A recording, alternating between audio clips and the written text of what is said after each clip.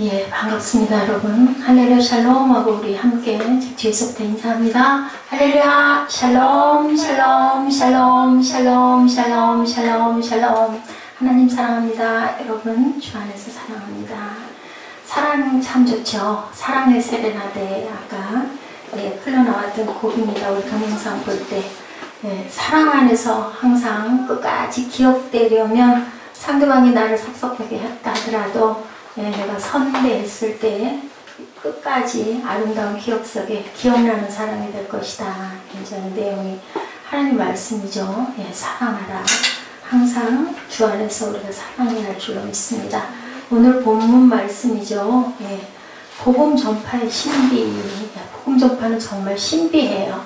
어떻게 그렇게 복음이 땅 끝까지 전파하라고 2000년을 조금 넘은 시간에 예수님이 말씀하고 가셨는데 땅 끝까지 전도가 지금 되고 있습니다. 그래서 지금 8장 26절에서 40절까지 좀 길죠. 우리가 본문을 쭉 읽었는데 거기 나오는 사람이 주의 사자가 누구에게? 빌립에게 말했다. 빌립은 두 사람이죠. 예수님의 제자 빌립과 또 그 집사 빌립. 이 사람은 지금 집사 빌립이에요. 그죠? 누구와 함께 스데반과 같이 세웠던 7 집사 중에 한 사람. 여러분들 에디오피아라는 나라를 아시니까 저도 잘 몰랐었어요. 에디오피아라는 나라가 그냥 아프리카 쪽 어느 쪽 거기에 있는 그런 흑인들의 나라이지 그 정도까지 알았는데 제가 오늘 말씀 준비하면서 보니 우리나라와 굉장히 중요한 관계가 있는 나라였다. 6.25 때 우리나라에 파병을 했던 그런 우방국이기도 했네요. 보니까 이 나라에 인류 최초의 화석이 발견된 나라라고 합니다. 에디오피아가. 그래서 인류학에서는 인류가 고대 최초로 이 지역에서부터 살았을 것이다 라고 이렇게 추정을 하기도 합니다. 다음으로 이 나라가 오늘 전 세계인이 가장 사랑하는 음료인 커피의 원산지이기도 했다고 합니다. 에디오피아의 한 목동이 커피의 붉은 열매를 먹기 시작하면서 커피가 인류를 위한 음식으로 대두가 됐다고 하네요. 우리나라에 6.25 때 군대를 파병해서 우리를 도와주기도 하고 이 나라 셀라시의 황제가 유엔에서 한국의 유엔군 파병을 강력하게 주장을 하고 역설하기도 했다고 합니다. 그리고 직접 황제 친위대 6,500명의 군인을 파병해서 우리를 아주 적극적으로 도운 나라이기도 했구나. 제가 새삼스럽게 알았습니다. 더 재미있는 것은 에디오피아에 있는 오랜 세월 유대인들이 살았다. 흑인이면서도 유대인이다. 혼혈로 섞였겠죠. 그런데 아주 재미있는 얘기가 열왕기상에 나타나죠. 10장 1절에서 3절에 보면 시바 여왕이 나옵니다. 시바 여왕이 주의 이름에 관해 솔로몬의 명성을 듣고 와서 어려운 문제들로 솔로몬을 시험하려고 아주 금은보화를 잔뜩 싣고 찾아오는 대목이 열왕기상에 나타나는데 그 여왕이 솔로몬과 함께 잠자리를 하고 거기서 낳은 아이들이 에디오피아의 민족이 되었다라고 그 역사적으로 증명이 되어 있기도 합니다. 그 아들 후손이 에디오피아에서 살아왔는데 1985년 이스라엘은 솔로몬 작전이라는 이름으로 그들을 이스라엘 땅으로 이주시켜서 지금은 대부분 이스라엘에서 함께 살고 있습니다. 그리고 또한 핸델의 메시아 오라토리오 중에 솔로몬 중 산막에 시바 여왕의 도착이라는 그러한 그 메시아의 그 음악을 만들어서 핸델이 만들었어요. 1748년에 구약성서에 나오는 솔로몬의 이야기를 소재로 오라토리오 성담곡 솔로몬을 작곡해서 연주한 바가 있고 이런 아주 귀한 역사가 있는 에디오피아입니다. 우리가 주목해야 할 것은 에디오피아가 아프리카에서 가장 오랜 기독교 역사를 또한 갖고 있다고 합니다. 2000년이 넘습니다. 현재 에디오피아의 종교 현황은요. 에디오피아가 정교회가 43.5%입니다. 부교죠. 정교회가 43.5%, 개신교가 18.6%, 로마 천주교가 0.7%, 이슬람이 33.9%, 무속이 2.6%. 그러니 여기 이슬람교하고 정교회하고 거의 비슷한 그런 프로테이지를 갖고 있고 개신교는 18.6%밖에 안 되네요. 보니까 이 에디오피아가 정교의 역사가 다른 모든 종교의 역사와 비교할 수 없을 정도로 길다. 2000년이 다된 긴 역사를 갖고 있는 나라 에디오피아입니다. 에디오피아는 어떻게 초대교회 시절부터 복음을 받아들이고 지금까지 이어오고 있는가, 우리가 그 부분을 가지고 정말로 복음 증거는 신비하다라는 그런 내용으로 한번 말씀을 깊이 묵상해 보도록 합니다.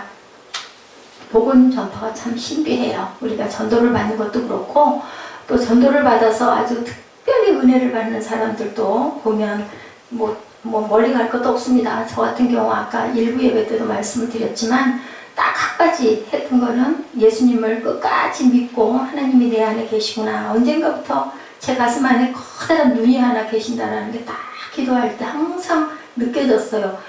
가슴 가운데 온통 지금도 잊을 수가 없어 커다란 눈 하나가 이렇게 있는 모습을 제가 보면서 내 안에 하나님께서 나를 보고 계시구나라는 그런 깨달음이 뭐 누가 가르쳐준 것도 아니고 뭐 어딜 가서 뭘 들은 것도 아니고 그런 감동이 있었습니다.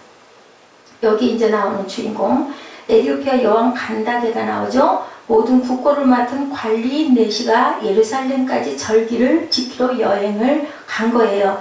이 사람은 흑인 유대인이죠. 보면 간다게, 에디오피아 여왕 간다게의 국고 맡은 관리인 네시예요. 네시는 궁전에서 거의 그저 남자인데 여자 같은 그런 거세를 당한 사람을 얘기하죠. 이 네시가 이제 이렇게 여행을 하는 그런 내용을 담고 있는 그 내용이 우리 본문에 나타나 있습니다. 흑인 유대인인데 이 사람은 솔로몬 시대 이스라엘의 솔로몬 왕과 아까 말씀드린 대로 에디오피아 시바 여왕이 동침해서 낳은 메레닉의 후손이다. 이 사람이 예배를 마치고 에디오피아로 이제는 돌아가는 길이었었어요. 수레를 타고 가면서 성경 말씀을 읽고 있는데 이해할 수가 없어요. 여러분들 왜 이해할 수 없었을까요? 이 말씀이 이사야 53장 7절이었는데 4절에서 7절 내용을 보면 여러분들 잘 아시는 말씀일 거예요. 그는 실로 우리의 질고를 지고 우리의 슬픔을 당하였거늘 우리는 생각하기를 그는 징벌을 받아 하나님께 맞으며 고난을 당한다 하였노라.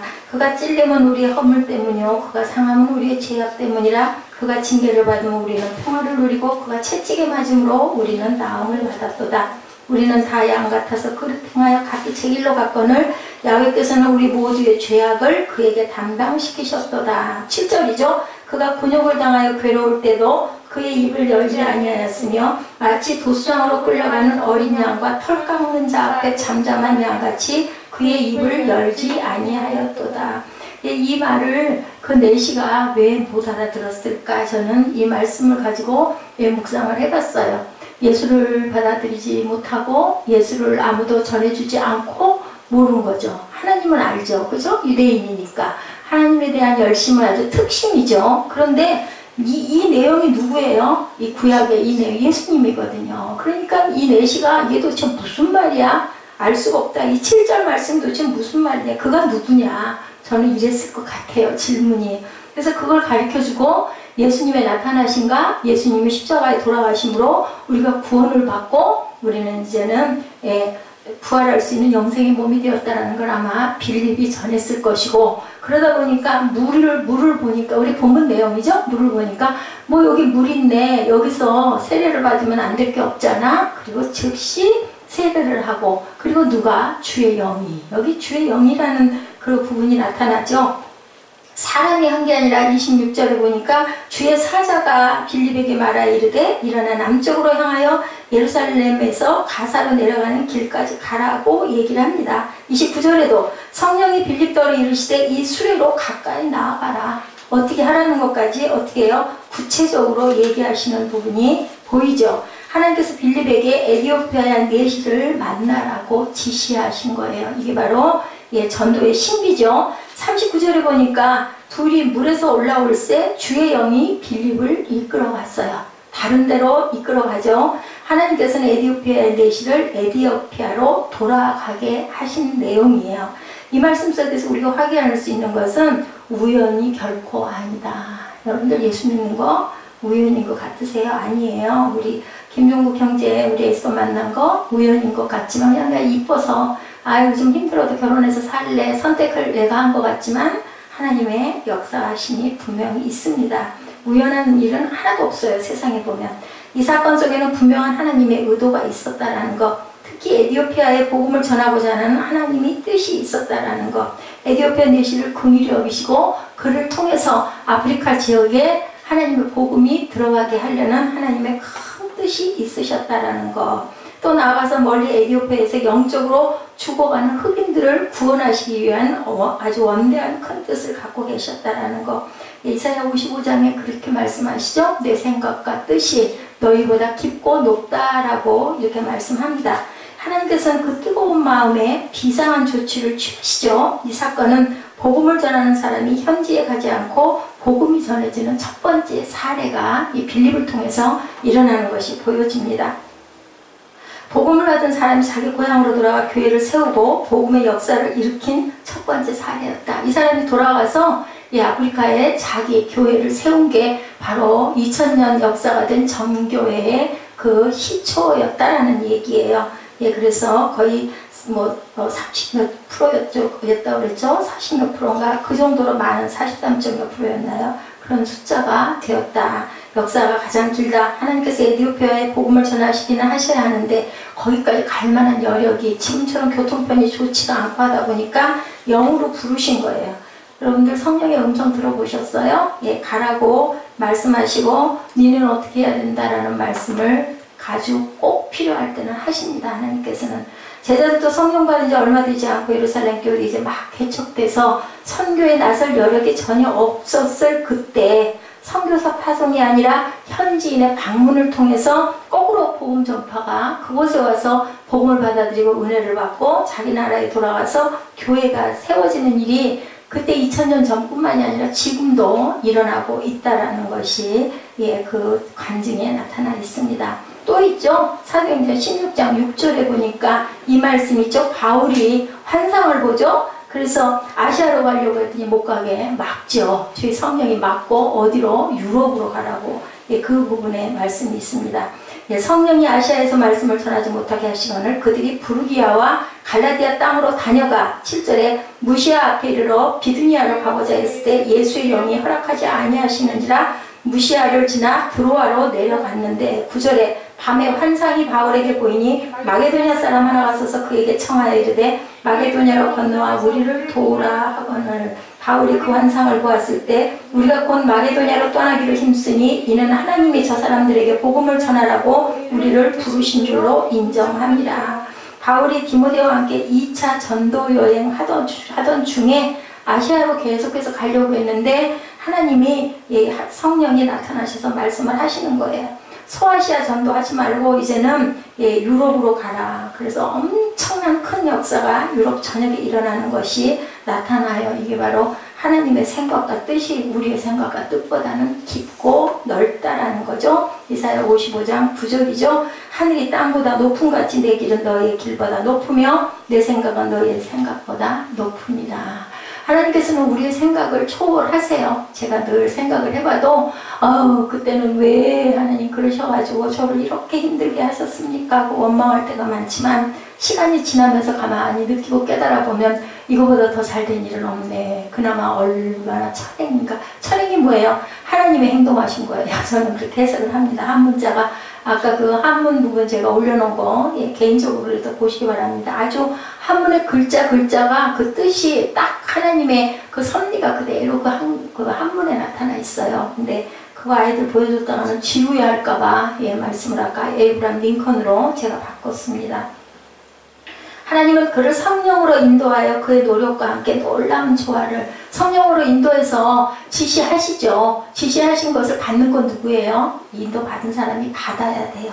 안 받고 무시하면 역사는 일어나지 않습니다. 그럼 하나님이 포기하실까요? 아니요. 사람 바꿔서 다시 쓰세요. 끝까지 그거는 일어납니다. 안 받으면 자의로 선택할 권리가 우리에게는 있기 때문에 안 받는다고 뭐 당장에 하나님이 야단을 치시거나 벌을 내리시는 건 아니고요. 근데 받았던 사람이 그것을 행하지 않고 가면 아주 인생이 신앙 고난하죠. 되는 일이 없다고들 하죠. 그건 주변에서 얘기하는 그 소리를 들어보면 그럽니다. 대개 가장들이 하나님의 그 은혜가 임해서 너 이렇게 해서 이렇게 해라 라고 이런 감동이 왔는데 또 서원을 했는데 부모님이 서원을 했는데 아니면은 그 본인이 뭐 어디를 가서든 은혜를 받고 저 이렇게 하겠습니다 대개는 청년 때 선교사 어디로 이렇게 가겠습니다 하고 막 손들고 나가가지고 안수받고 했는데 안 하면은 평생 가슴에 그게 걸려가지고 그게 있다 보니 뭔 일이 잘 되겠어요. 갈등이 있었을 것이고 그렇게 좋지 않은 일들이 많이 일어난다는 얘기를 듣습니다. 여기서 사도 바울의 깊은 영적 통찰력, 아까 16장 그 사도행전 16장 얘기처럼 하나님의 인도하심을 받은 위대한 바울의 환상을 보는데, 그것은 바울만 그런 게 아니라요, 저와 여러분도 깊이 기도하면 하나님께서 우리에게 깨닫게 하시고 알게 하시고 말씀을 항상 주십니다. 그래서 뭐 잘못하면 그게 너무 신비주의에 빠질 수도 있지만 분명한 것은 하나님이 시와 때는 잘 몰라요. 근데 멀리 있었던 일인지 가까이 곧 일어날 일일지는 모르지만 하나님께서는 분명한 것을 보여주신다라는 거. 뭐 할 때 우리가 깊이 기도할 때 예수님도 그랬고, 그죠? 모세도 그랬고, 바울도 그랬고, 많은 믿음의 선진들이 기도했기 때문에 노아도 마찬가지였을 거라고 저는 생각합니다.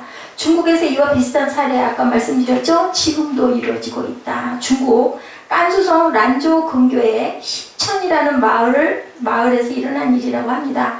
사막 한복판에 배나무가 가득한 이색적인 마을이라고 그래요. 사막이니 뭐 얼마나 열악하겠습니까? 중국. 황하에 물을 끌어다가 과수원을 만들고 후에 큰 마을을 이뤘대요. 근데 이 마을에 교회가 생겼습니다. 복음 전도자가 찾아가서 전도해서 생긴 교회가 아니고 어느 집 부부가 여행길에 복음을 받아들여가지고 예수를 믿고 성경을 얻어서 집에 돌아와가지고 집에서 둘이 가정 예배를 드리게 됐대요. 그러자 가정 예배를 드리는 걸 본 주변에서 교회가 하나도 없으니까 뭐 사막 한가운데 뭐가 있겠어요? 그러다 보니까 얘기를 전해 듣고 한 집 주변에 있는 이웃들이 와서 예배를 드리기 시작한 게 50명이 넘는 가정교회가 이루어지게 됐다고 합니다. 한국에 있는 중대형 교회에서 선교를 하고 있는 교회에서 이 소식을 듣고 가가지고 교회를 세워주고 거기에 목회자를 세워주는 그런 일이 있었다라는 것을 제가 예화에서 봤습니다. 실제 있었던 일입니다. 이제 그 란조시 기독교 양회에서 교육자를 파송하여 어엿한 교회로 성장했다. 그래서 중국에는 정말 가정교회가 많대요. 가정교회는 가정과 가정이 같이, 저희 교회도 어떤 그런 모습 아닙니까? 이렇게 두세너의 가정이 모여서 그러다가 또 옆에 좋다고 하면 또 가보고, 거기는 거의 가정교회이기 때문에, 가정교회가 아니고 공인된 교회는 더 거의 조금이래요. 제가 그 중국 그 선교사 얘기를 교회 오면서 언젠가 차 타고 오면서 그 모시는 시간이 돼가지고 방송에서 극동방송에서 들으니까 두 가지의 부류가 있다라고 얘기하더래요. 공식적으로 예배를 드리고 나라의 보호를 받을 수 있는 교회가 있고 가정교회는 그런 부분이 없다고 그래요. 근데 오히려 가정교회가 아주 수천 개 이상, 지금 제일 많은 인구가 중국 그 기독교인들이 가장 많잖아요. 뭐 1억 2천만 명이 될 그런 추산을 하고 있다. 제가 지난번에 한번 전해드렸죠. 그 2020년 정도 되면 지금도 뭐 1억이 넘는다고 합니다. 그게 전부 어디서 그 공인되지 않고 전도 못해요. 중국은 가면 성경을 편하게 전해줄 수가 없고 전해주다 걸리면 붙잡혀서 추방당합니다. 그런데도 교회가 이렇게 불릴 듯 일어나고 있다는 것을 지금 증거가 나타나고 있습니다. 자, 이 마을교회 하나님의 마음 어땠을까요? 너무 열악하고, 그죠? 전달이 될 수 없는 이런 곳에, 우리 제가 계속 사도행전 말씀드리면서 어때요? 계속 핍박을 하면 할수록 점점 더 거세게 일어나는 게 오히려 부흥의 불길이었다라고 제가 말씀드리죠.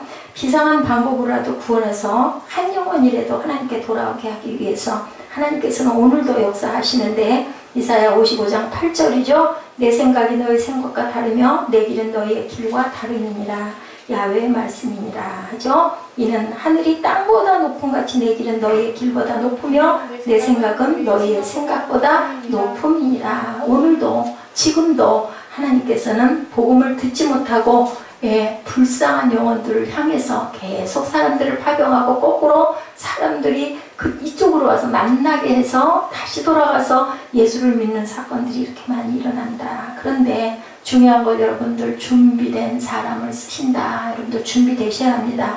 오늘 본문에 하나님의 복음 전파의 신비는 준비된 사람을 통하여 이루어진다는 것을 알 수 있죠. 그 준비된 사람이 다름 아닌 하나님 마음을 헤아려야 하는데, 그런 사람은 어떤 사람이에요? 하나님을 그리워하고 사모하고 그저 기도하는 사람이죠. 여기 빌립 사도행전에 두 사람 아까 말씀드렸죠. 12제자 가운데 한 명, 그리고 7 집사 가운데 한 명. 오늘 이분은 7 집사 가운데 한 명입니다.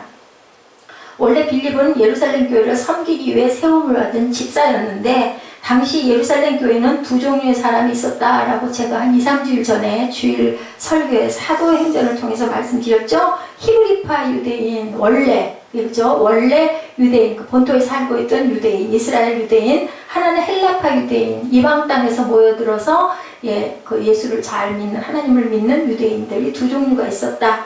이 두 종류의 교인들 사이에 구제의 문제로 문제가 일어나죠. 6장에 보면. 그래서 이제 어떻게 해요? 7 지자를 세우자. 봉사와 섬김은 그들에게 전적으로 맡기고 우리는 기도와 말씀 전하는 일을 하자. 지금의 목사님들 역할이죠. 그리고 이제 집사님들에게는 섬김을 또 뭐 예를 들어 뭐 신방을 이런 거를 할 수 있게 하자. 교회가 자꾸 커지다 보니까 일이 너무 많이 늘어나니까 이런 7 사람을 택하는데 기준이 있었어요. 빌립을 세우고 누구를 세웠어요? 또 그 스데반을 세우고 했던 7 집사가 사도행전 6장 3절에 보면 형제들이 너희 가운데서 성령과 지혜가 충만하여 칭찬받는 사람 7을 택하라. 성령과 지혜가 충만해서 칭찬받는 사람. 교회에서 칭찬하는 성도는 어떤 사람이겠어요? 믿음이 아주 특출한 사람이죠. 예배 절대 안 빠지고 봉사 열심히 잘하고 그리고 정말 하나님 찬양 잘하고 기도 잘하고 이런 사람을 그 교회에서는 그저 굉장히 칭찬을 하겠죠. 물론 또 성도 간에 서로의 관계도 너무너무 좋아야 되겠죠. 그래서 빌립은 성령과 지혜가 충만한 사람이었다. 이 6장 3절 말씀대로 빌립의 성령과 지혜가 충만했기에 하나님의 마음을 헤아릴 수가 있었다. 충만하다라는 건 뭐예요? 성령과 지혜가 충만하다라는 것. 하나님의 얼굴을 열심히 구하는 사람. 그죠? 능력이 충만해진다라는 것은 하나님께 열심히 기도해서 우리가 전신갑주를 입은 사람, 전신갑주는 곧 말씀이다. 라고 제가 지난 그 예배 때도 말씀드렸습니다. 하나님의 마음을 알고 그 마음으로 교회를 섬기니 교인들로부터 칭찬을 받는 사람. 그런데 빌립의 큰 변화의 사건이 누구를 통해 일어났을까요, 여러분들? 그 직전에 누가 있어요? 스데반이 있었죠? 돌 맞아 죽은 스데반의 사건이 있었습니다. 교회 안에서 집사로 맡은 직분을 성실히 잘 감당했는데 스데반은 교회 밖에서도 열심히 전도를 했던 그러한 사람이었었어요. 복음 전도를 해서 결국은 유대 종교지들에게 왜 미움받아서 돌 맞아 죽게 되죠. 설교를 아주 잘하던 그러한 스데반이었었습니다. 장렬하게 순교를 당하고 첫 번째 순교자가 됐어요. 그걸 누가 봤을까요? 빌립이 봤겠죠. 보면서 어땠을까요? 회개했겠죠. 나는 왜 저렇게 하지 못할까? 아마 그런 그 사모함이 분명히 있었을 겁니다. 아무도 빌립은 이 일로 충격도 받고 자기를 돌아보기도 하고 또한 부끄럽게 여기기도 했을 것이고 스데반이 왜 교회 안에서 봉사하는 일에만 그치지 않고 저렇게 밖으로 나가서 저렇게 애를 쓰다 저렇게 결국은 돌을 맞아 죽었을까? 돌을 맞아 죽으면서도 얼굴이 왜 이렇게 해처럼 빛나면서 돌아갔을까? 안 그랬겠어요? 그렇게 은혜가 충만한 사람인데 당연히 그랬겠죠. 죽으면서까지도 복음을 전하고 그 죄를 그들에게 돌리지 말라고 용서해달라고 예수님하고 똑같은 기도를 하고 돌아간 그 스데반에게 굉장한 영향을 받았을 것이다. 그렇게 받았을 겁니다. 그리고 스데반을 장례하면서 아마 새롭게 다짐하고 결단하지 않았을까. 빌립이 더 기도 많이 했겠죠. 그랬더니 하나님의 영이 그를 보내신 거예요. 거기로 가라고 부르신 거죠. 이 사건 이후에 유대교회 본격적인 박해가 일어나는 사건이 일어납니다. 그래서 예루살렘 교회가 시련을 겪죠. 그래서 거기에 있는 지도자들만 남기고 특히나 이방인들, 그죠? 아까 말한 헬라파 유대인들이 안 갈 수가 없이 뿔뿔이 흩어져 갈 수밖에 없었어요. 디아스포라가 된 거죠. 그 중에 한 명이 바로 빌립 집사였다. 빌립도 스데반도 모두 다 헬라파 유대인이었었어요. 본토인들이 아니라. 그러다 보니까 안 갈 수가 없어 예루살렘 교회를 떠나게 됐고 빌립이 먼저 찾은 곳이 바로 사마리아 지역이었다는 거예요. 우리가 기독교 역사, 특히 성경의 역사를 알아야 이 내용을 우리가 이해할 수가 있습니다. 그래서 이게 분명히 꼭 필요합니다. 그래서 주일날 오후 시간이든 아니면 주중에 보통 교회들은 하루 시간을 내가지고 성경 공부를 하는 이유가 성경의 흐름을 알아야 이해를 하게 되기 때문에 아마 여기 있는 그 내시도 도대체 이게 무슨 소린가 왜냐면 그때 그 시절에 신약이 안 만들어졌잖아요. 구약밖에 없잖아요. 그러니까 도대체 이게 무슨 소리냐 이해가 안 가는 거죠. 신약과 구약은 짝입니다. 그래서 사마리아 지역에 많은 성도들이 이래서 교회가 생기게 되고 성도가 생겼다. 그래서 주의 사자가 다시 빌립을 찾아오죠. 에디오피아의 내시를 만나게 하시고 나서 다시 세례까지 주고 나서 돌아가서 마지막 40절에 보니까 뭐라고 말씀하고 계세요? 우리 보면 40절 한번 39절 40절 한번 읽어볼까요? 둘이 물에서 올라올새 주의 영이 빌립을 이끌어 간지라 내시는 기쁘게 길을 가므로 그를 다시 보지 못하니라. 빌립은 아소도에 나타나 여러 성을 지나다니며 복음을 전하고 가이사랴에 이르니라. 지금 2차 전도 여행 중이었어요. 그리고 그 내시는 그 길을 감으로 그를 다시 보지 못하니라. 그러면서 아프리카 지역에 교회가 세워지는 역사가 이 내시를 통해서 일어났다는 것을 사도행전 8장에 이렇게 증거를 하고 있습니다. 마지막 절까지. 이렇게 준비된 사람 누구요? 에디오피아 내시 그리고 빌립 집사. 두 사람을 딱 만나게 해가지고 그저 한 사람이 대표로 그죠? 택함을 받음으로 인하여 한 사람이면 된다죠. 그 사람이 성령이 충만해지니까 돌아가가지고 얼마나 열심히 증거하고 전도했겠어요. 그래서 교회가 세워진 게 지금의 정교회다. 43.5% 정도의 그 아주 기가 막힌 비율로 지금도 2000년 역사를 자랑하고 있다. 또한 택함 받는 사람은 어떤 사람일까? 본문에 나오는 에디오피아 내시는 보통 사람이 아니겠죠. 얼마나 은혜를 많이 받았으면 돌아가는 예배 드리고 돌아오는 중에 또 성경을 펴서 읽고 있었겠어요. 그 광야의 뜨거운 햇볕 속에서 우리 같으면 아이고 한 잠 잠이라도 좀 자자 그럴 것 같아요. 실컷 예배 드리고 돌아가는 길인데 한 달여 거리였다고 합니다. 그곳에 왔다 가는 그 거리가. 그런데 이사야를 읽다가 빌립을 만나게 하죠. 이렇게 택함 받는 사람의 모습이 나타나죠. 에디오피아에서 예루살렘까지 예배를 드리기 위해서 방문을 한 사람이에요. 이 사람은 거리가 1500km나 된다고 합니다. 마차를 타고 오고 갈 때 한 달이 넘게 소요되는 그 광야와 사막 그 위에서 얼마나 뜨겁고 얼마나 먼지 날리고 얼마나 목마르고 힘이 들었을 텐데도 성경을 읽고 있었다. 고생을 무릅쓰고 하나님께 예배하는 길을 귀하게 여기고 실천했던 사람이다. 행함 있는 믿음을 갖고 있는 사람이죠. 더구나 이 사람은 국고를 맡은 고위 관리예요. 그런데 얼마나 일정은 바쁘고 얼마나 중책을 맡고 있었을까. 어렵사리 여왕에게 허락을 받았을 겁니다. 예배를 위해서 휴가를 낸 거죠. 그것도 한 달 이상 긴 휴가를. 왜냐하면 거리가 그렇게 기니까. 그 휴가를 내서 예배를 드리고 돌아가는 길에 왜 그 옛말에 우리말 있죠? 지성이면 감천이라고 하죠. 이렇게 지성스럽게 하나님을 찾는 자를 하나님께서는 기쁘게 여기시고 만나주시죠. 그래서 찾고 찾으면 내가 너희를 만나리라. 성경 말씀, 신약에 있는 말씀 그냥 다 그냥 그대로예요. 찾고 찾았더니 만나지죠. 뭐 공부를 많이 하고 머리가 뛰어나고 잘생기고 돈이 많고 이런 사람 만나는 게 아니라 하나님을 구하고 하나님의 얼굴을 구한다고 그러죠. 열심히 기도하고 하나님을 사모하는 자를 하나님은 만나주신다. 하나님께서는 이렇게 하나님을 위해 시간을 낼 수 있는 사람을 택하신다. 우리 참 바쁘잖아요. 저도 보면 하루 종일 뭐 하는 것도 없는 것 같은데 한 12시까지 동당동당 바빠요. 변한 게 하나가 있어요. 전에는 집에 돌아가서도 다시 컴퓨터를 켜서 뭐 묵상을 하고 뭘 찾고 있는데 요즘에는 그거 안 하고 못 하고 여기서 다 끝내고 들어가다 보면 막 늦을 때는 1시간 넘기도 해. 도대체 종일 뭐 했나.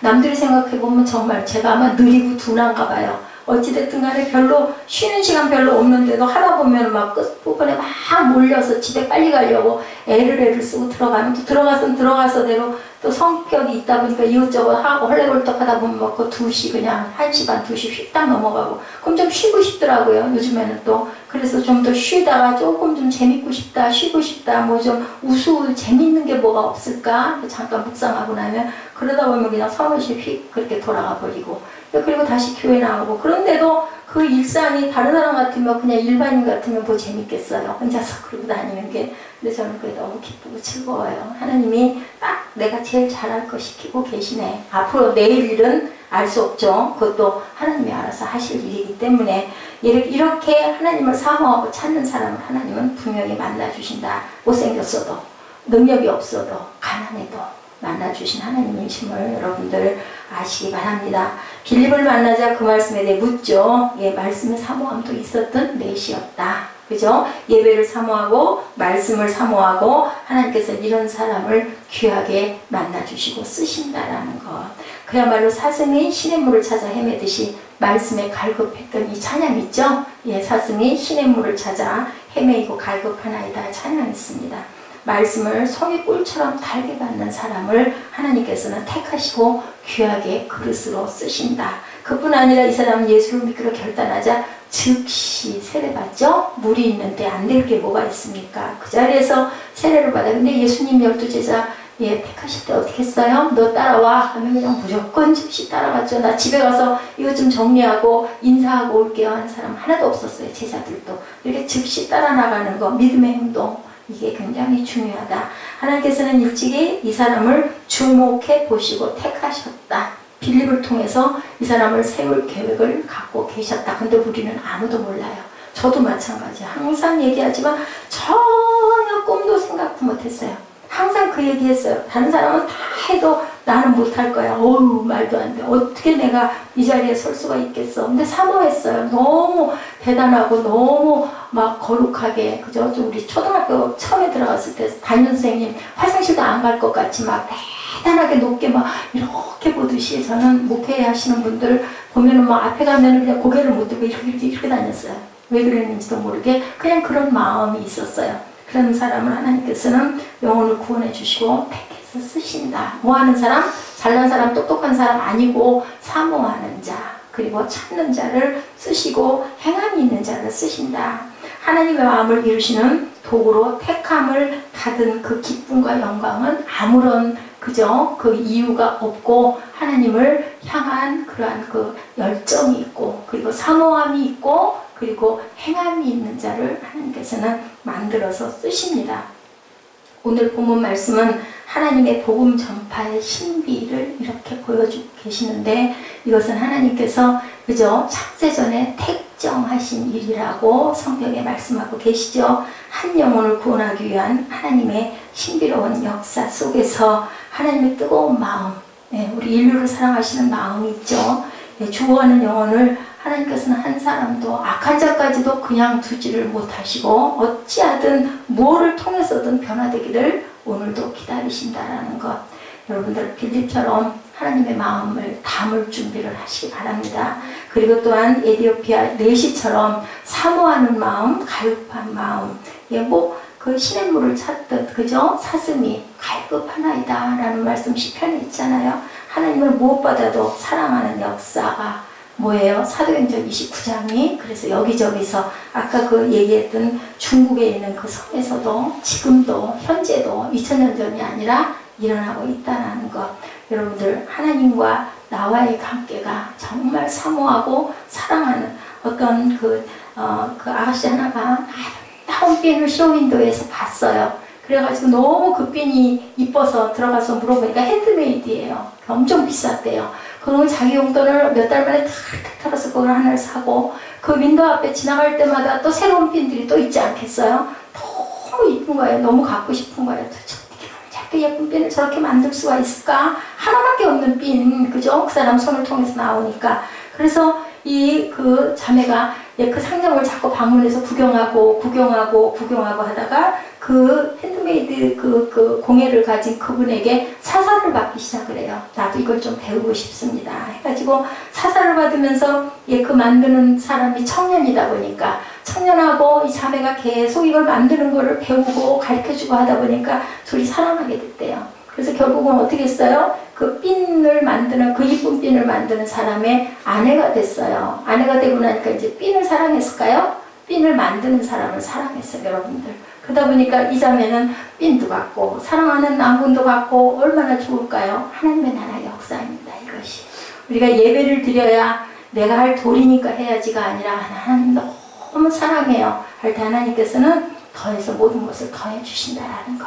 왜냐면 우리의 필요를 다 아시거든요. 그렇기 때문에 여러분들 복 받기 위해서 하나님 믿고 예수 믿고 또한 그 예배 드리는 것도 좋지만 그것보다는 내가 정말 하나님을 귀하게 사랑하는 거. 제가 한 거 한 가지 딱 태어나서 지금까지 제 생애 동안 한 거 어렸을 때부터 뭔지는 모르겠는데 교회를 좋아했고 예수를 믿었던 거. 중간에 못된 삶을 그렇게 오래 많이 살아도 하나님께서는 한 번도 야단치지 않고 잠잠히 바라보시고 결국은 하나님의 은혜로 제가 이렇게 서 있게 됐다는 거. 여러분들은 최소한 아무것도 안 돼도 저만큼은 되실 분들이라는 거. 왜냐하면 여러분들 세월이 젊잖아요. 그렇기 때문에 저보다는 훨씬 더 많은 쓰임도 받고 사랑도 받는 하나님의 귀한 자녀들 그리고 주의 종이 되실 줄 믿습니다. 우리가 그렇게 믿고 결단하고 항상 행함으로 또한 감사함으로 우리 입술에 어떤 말 긍정적이고 안 된다라는 말을 절대로 하지 않고 축복하는 말을 하면서 주변에 은혜를 끼치는 저와 여러분 되시기를 주의 이름으로 축복합니다. 우리 주 품에 안겨보실까요? 그리고 주의 마음을 본받는 저와 여러분 되십시다. 잠깐 찬양하고 결단하는 시간 같습니다.